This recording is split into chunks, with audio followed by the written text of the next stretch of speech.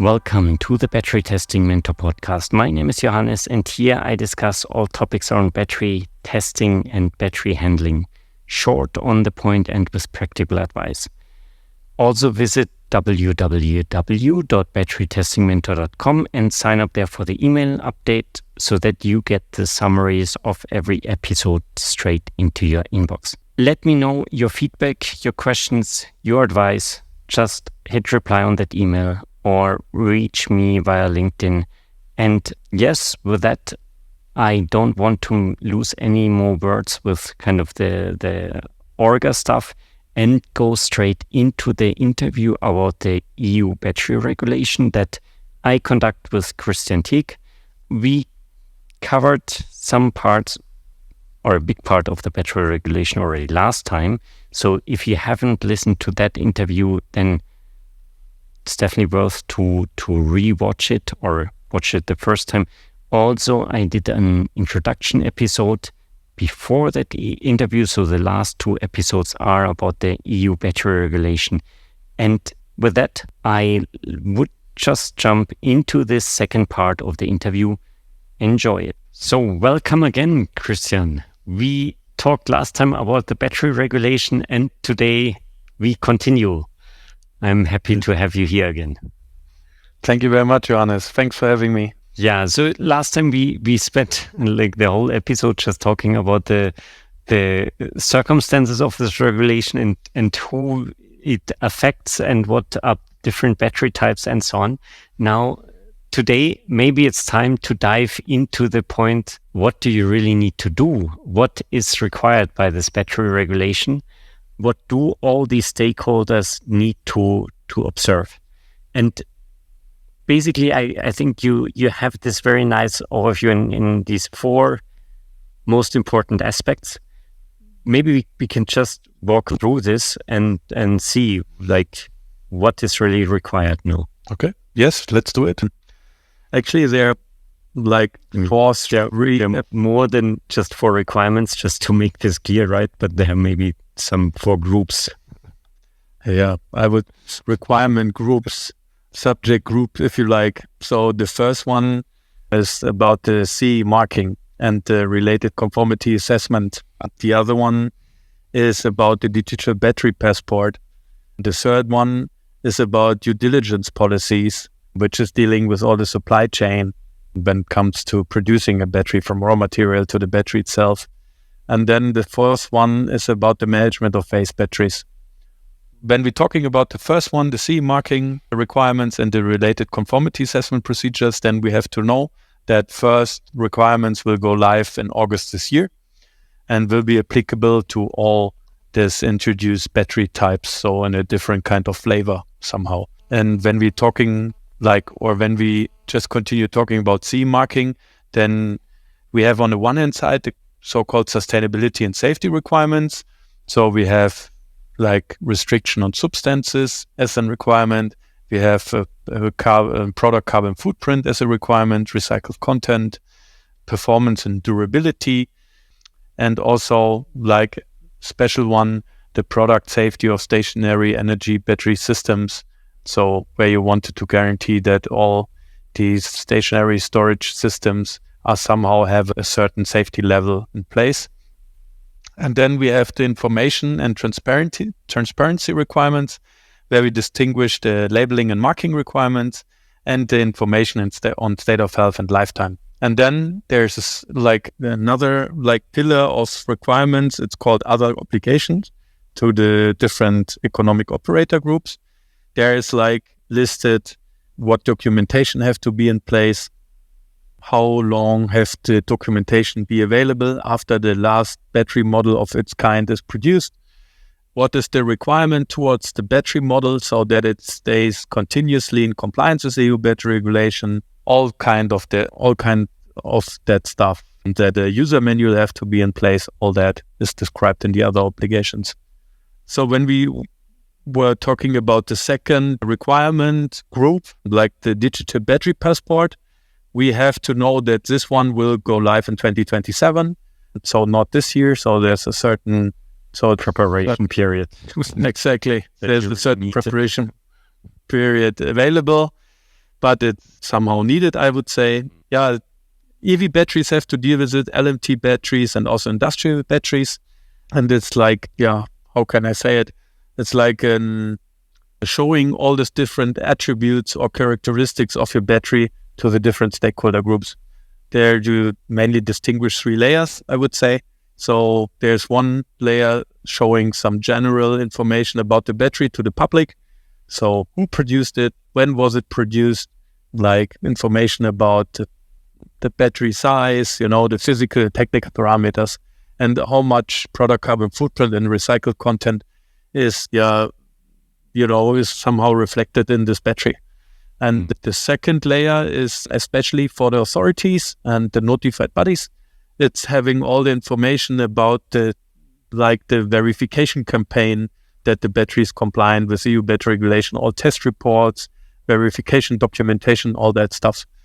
And then in the third layer, it's for the one who possesses the battery, and also for natural or legal persons with a legitimate interest in this battery. So they can see further deep dive into the battery structure, like the state of health, like the aging effects the battery has or sees, and all that stuff. So this all has to be done free of charge, and there are certain other obligations which have to be met. So the need to know principle, so the public can only see their kind of information set. And the authorities can say the public document, the public information set, and also all this a validation verification campaign related stuff. But not these details about which somebody can see who owns the battery or has a legitimate interest in the battery. So they see then really the details. And all that stuff, of course, have to be updated, complete, and of course have to be carried out in a safe way in terms of cybersecurity risk, fraud risk. Something like this has to be considered when this IT infrastructure is set up. So really complex one, I would say. Yeah. And when we're talking about the next requirement, we're talking about the due diligence policies. We touched this topic already beforehand. This one is actually quite new in this regard to most of the players in this field, but everybody has to deal with this. So every company or every producer, manufacturer with an annual turnover of more than 40 million have to have it in place. It's applicable from middle of 2025 onwards. And what does it mean actually? So it means if you deal as a manufacturer with the critical raw materials like cobalt, natural graphite, lithium and nickel, you have to have it. And like the categories in which should be then reflected in your supply chain are there any environmental risk, climate risk to human health, and the risk to violation of labor rights, all that stuff. So you have to have on the one hand side management systems in place who are giving you the transparency over your supply chain, that you know who are you dealing with. And in the second term, you have to have a risk management in place that you can somehow react once you identify a risk, what you have to do and how you can mitigate and how you can ensure that that never happens again somehow. And third one is that the so-called notified body is then validating that your mechanisms you put in place on your company level and your supply chain are really working. So it's assessed by a third party. And then as a result, it's like third party verification report published. And this package or this kind of report have to be published every year to the public. So transparency is here a big thing in this regard. And last but not least, we have the management of waste batteries here. And this is also reflected in the battery directive, which is still in force today. So it's slowly is fading out. We have a transitional period here of 2 years with some exemptions. Some articles will stay longer in place. But so, we see here that somehow this management of waste batteries under the EU battery regulation will enter into force step by step, also from 2025 onwards. And until then, it's more or less covered by the battery directive. So there is no kind of lead time or new introduction of legislation. So it's one time covered by the battery directive and then covered by the battery regulation.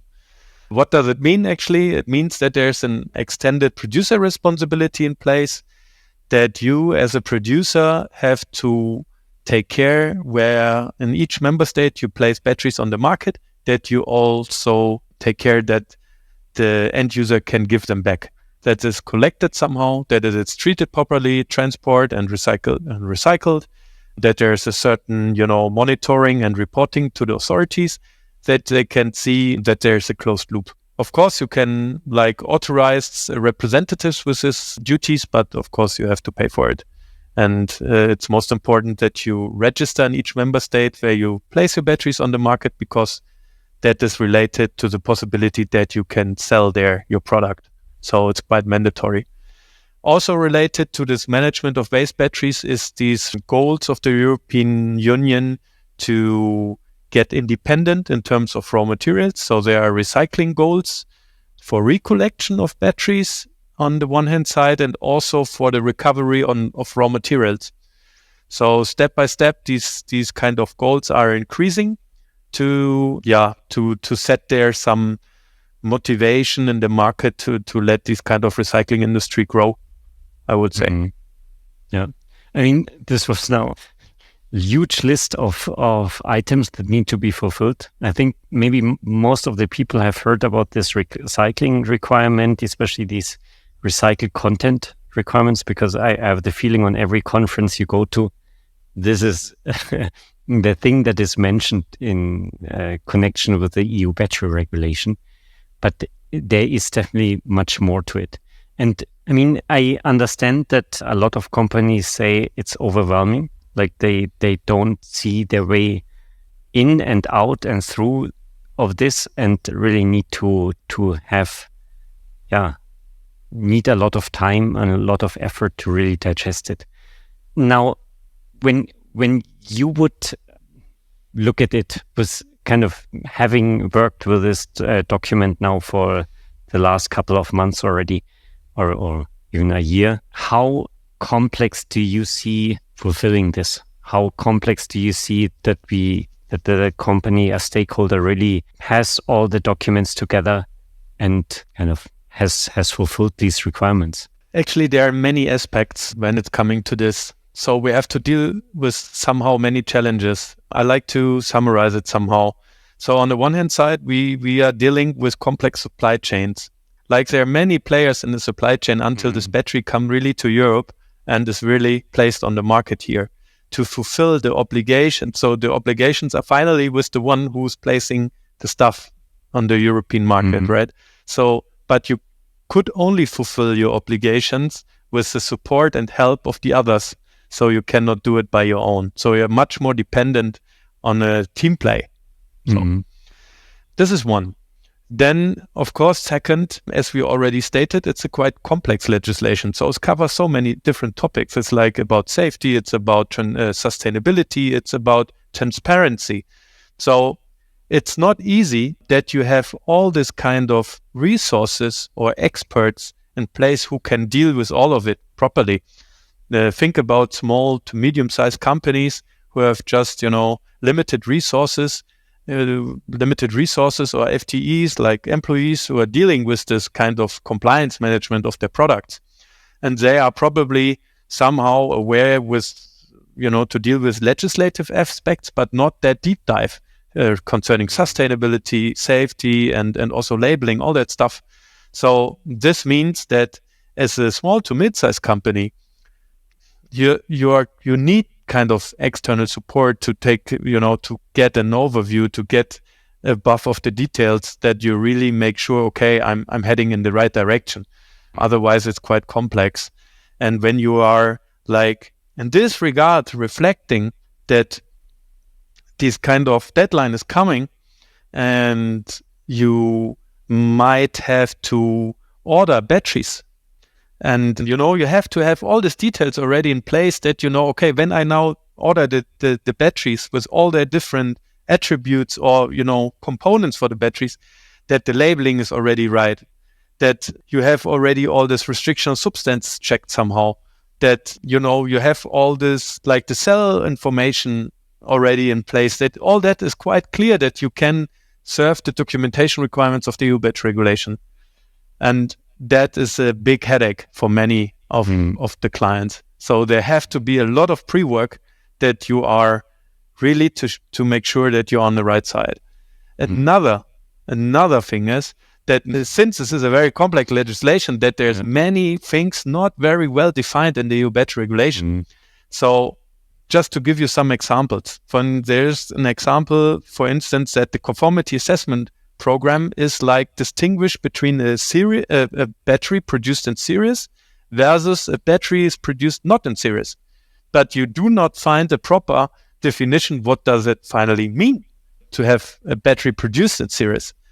Another example, there is somehow mentioned that like professional experts should be in place to ensure this removability, for instance, for LMT batteries like e-bike, that there must be the battery somehow be removable. But this independent professional, which is reflected in the EU battery regulation, is somehow not described there. So we do not really know what kind of requirements do this independent professional has to be fulfilled, that he is really one. And many other different aspects, which is making a big headache to the industry as well, because the consequence is somehow not really easy to be foreseen. Yeah. Do you think like a company can fulfill the battery regulation without having an expert at her side who really knows about the EU battery regulation? Like, some guy who is, dealing in the development of the battery and takes care of the design and then, or maybe production, can such a guy put all the documents together on the side? Or is it so much work, so much knowledge that you need that basically if you want to produce something with a battery and put it on the market in Europe, you need someone who really knows the ins and outs of this regulation? It depends. So I would say it depends actually on two aspects. So on the one hand side, it depends on, what are we specifically looking for. When we know specifically looking for the requirements coming into play from 18th August 2024 onwards. And so in the first instance, so the requirement set is maybe practical. It's not that huge. So to have it done, somehow it's okay. But when we're talking about what is up to come, then it's getting much more complex. And in this regard, you will understand it as well when you like to introduce a quite new due diligence policy on company level. If you want to set up a whole life cycle model for the product carbon footprint calculation, all that is not done overnight. So you have to deal with it quite in advance to have certain kind of review loops, development cycles internally to have it properly done until the deadline comes, right? So that, I think, makes it very complex. And that is really, even for the big ones, is a challenge, that they need somehow focus, that they need independent third-party opinion if they are on the right track. And it's even more challenging for the smaller companies. And this is the last aspect I wanted to highlight. The other one is, how many resources do you have? The big OEMs, for instance, they have whole departments dealing with it.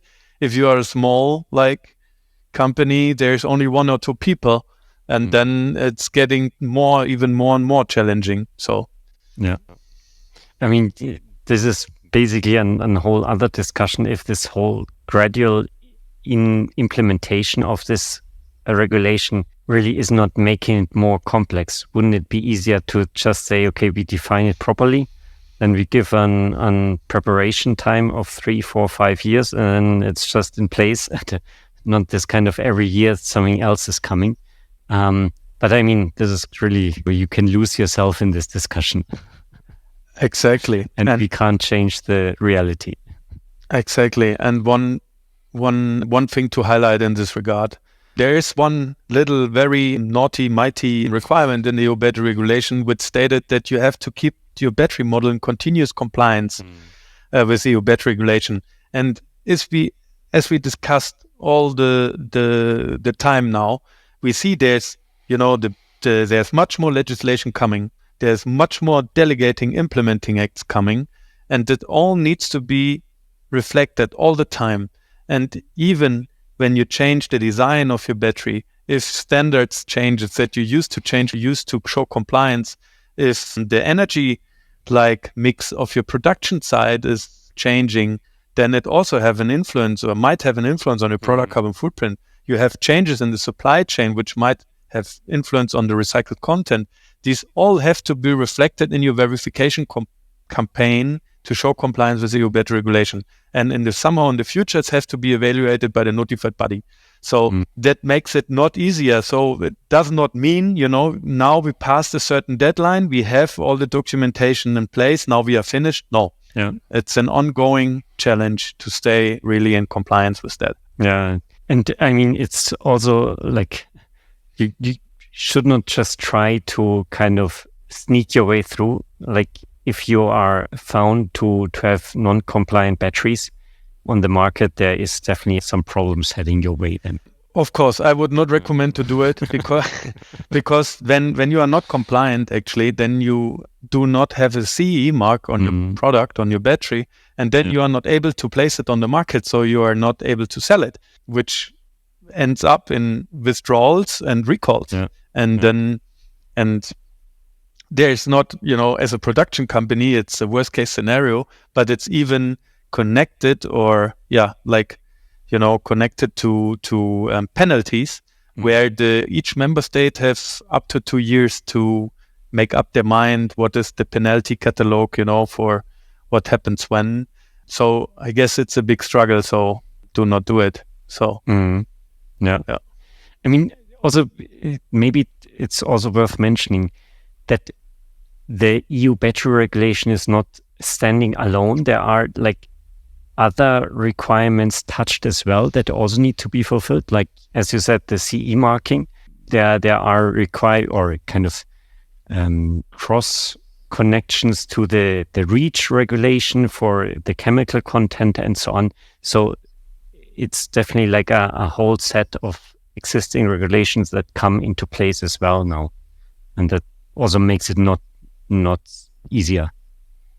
Yes, exactly. And it's also very confusing because we union under the roof of the EU battery regulation, we union kind of different battery types which are coming from different kind of legislative worlds. So when we are talking about the EVs, they are subject to this ECE legislation for type approval, right? For homologation. In this regard, there's also the requirement still for the ECE 100 to show the safety of your battery system. So it's in addition, it's not substituting it when we're talking about the industry batteries. So in this regard, as you said, we have another legislative world, and then it depends somehow on the battery characteristic on the final product, what could be applicable, and what is somehow difficult is that it's not really mentioned in the EU battery regulation. They're just mentioned that, when you bring a product to the market, it has to be safe and have to be somehow fulfill the goals here. And somehow it's mentioned the risk assessment. But when you have an industry battery, for instance, then the low voltage directive you have to deal with. You have to deal with the general product safety regulation, which requires you to have a risk assessment in place on product level. That's your obligation as a manufacturer. Then, for instance, as soon as you have somehow a connection to the internet or with a radio, radio connection, then you're dealing with a radio equipment directives, which is then somehow also connected with cybersecurity requirements, and so on and so on. So there are many, and also worth it to mention, if you have for cooling the battery, you have somehow some ventilators implemented, then you have, just as an example, then you're dealing with a machinery regulation. So many other big legislative topics, are coming together. You have to see them as a whole, and there are somehow things overlapping. There are somehow things different. there's somehow things not, really somehow working together, like this marking requirements. So you have marking requirements then coming out from the battery directive. You have marking requirements coming out of the battery regulation. You have marking requirements coming out of these other regulations, directives, and somehow they are doubled, somehow they are different, but not easy to manage. So therefore, many, many different influences, and it makes totally sense to have a third-party opinion who gives some guidance, again, to be on the safe side. Always good to involve some experts, some independent experts. Yes, always. So in this, especially in this regard, because I mean the downside potential is high. So please be aware that it's not happening. Yeah. Now, like wrapping up this episode, because the time is running out again, what would you say is like the aspects of the battery regulation that you currently spend most time with, or where you get the most questions? Or like, is there some areas that you say these are really the pain points of customers, or is it just it's scattered all across the regulation and kind of everywhere there are questions popping up? Currently, mainly dealing on the one hand side with trainings. So to introduce the industry to the EU battery regulation and more or less establish the same understanding of the EU battery regulation, and that they can somehow reflect themselves in the EU battery regulation and what kind of obligation requirements they have to deal with. And the other one, of course, is then the CE marking requirements, because they're just around the corner. The most urgent one, right? The most urgent one. And now it's about, are we on the right track? Is it the right focus? Do we have the right, format in place for the documentation? Did we forget something? Let's check. And there are also for some requirements coming into play, they're not finally like the boundary set, as I would say. So there's some uncertainties, and there it's also a big request. How are you dealing with performance and durability requirements? How do you assess it? How can we do it? And this is what I'm dealing with. Yeah, very interesting. I have the feeling like this EU regulation will definitely be a topic on all of our minds for the years to come, and it won't just go away into business as usual for the time being, I guess. Yeah, is there anything else you want to share with us, or any other burning points that came up right now in the discussion? Thank you very much, Johannes, for having me here in this podcast. Yeah, sure. My pleasure. It was big fun. And of course, let's share like the LinkedIn information, and when everybody's interested to learn more about the EU battery regulation, and it's my pleasure to do so.